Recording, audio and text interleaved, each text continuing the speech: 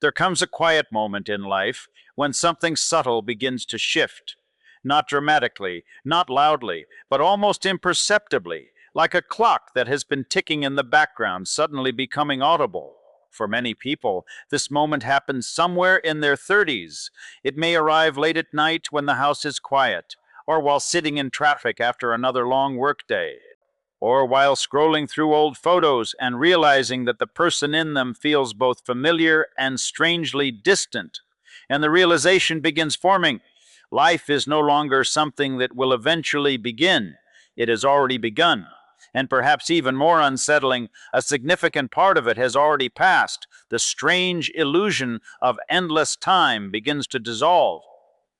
In your 20s, life often feels like a rehearsal, a preparation, a period where mistakes are expected, identities are flexible, and the future stretches infinitely forward.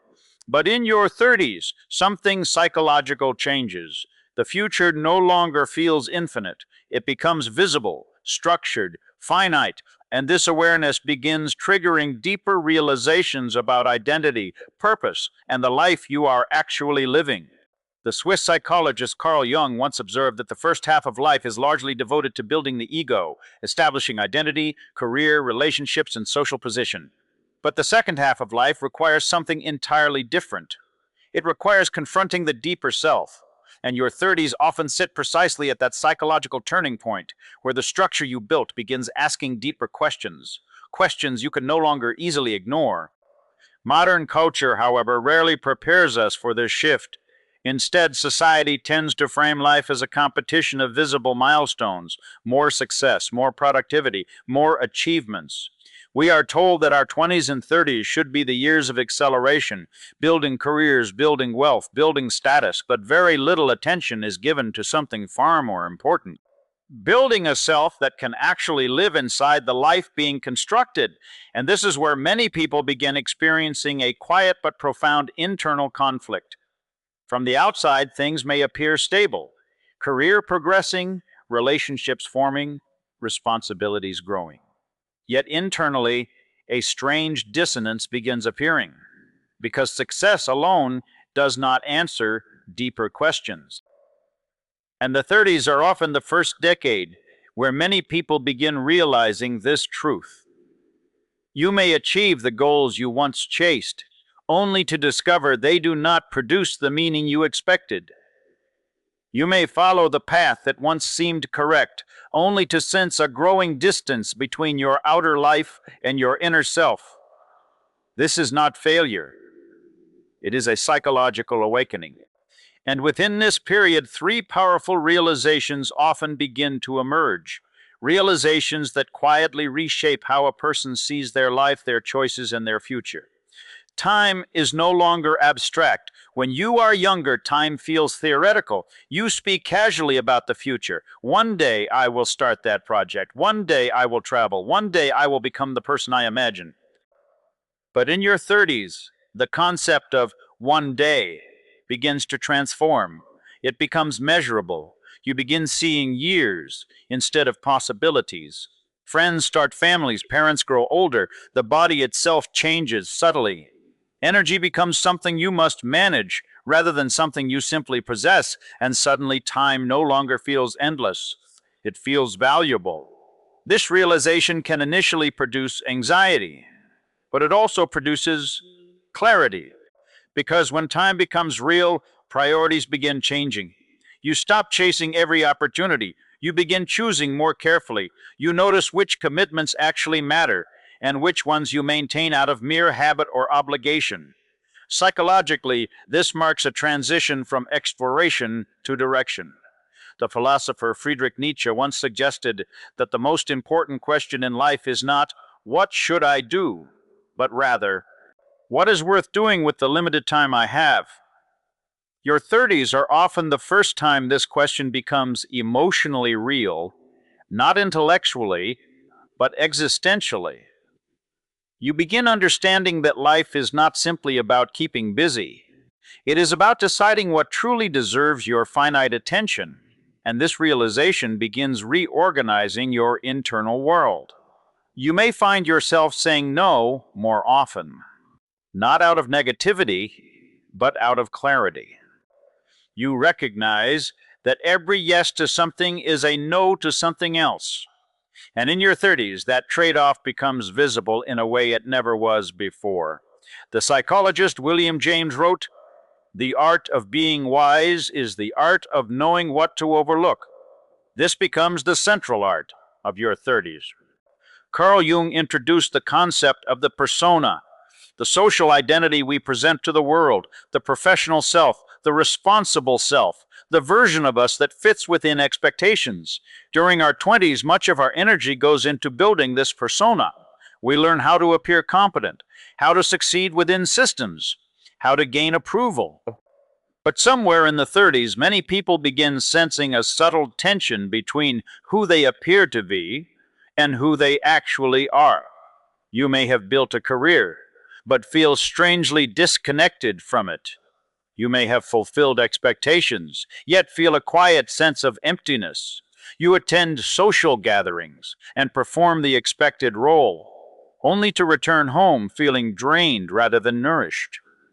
You achieve success markers that were supposed to feel meaningful, yet they ring hollow. This is not uncommon. It is the psyche asking a deeper question: who are you beyond the roles you perform? Jung believed that psychological development requires a progressive shedding of the persona, not in a dramatic way, but in a gradual recognition that your authentic self is distinct from your social self.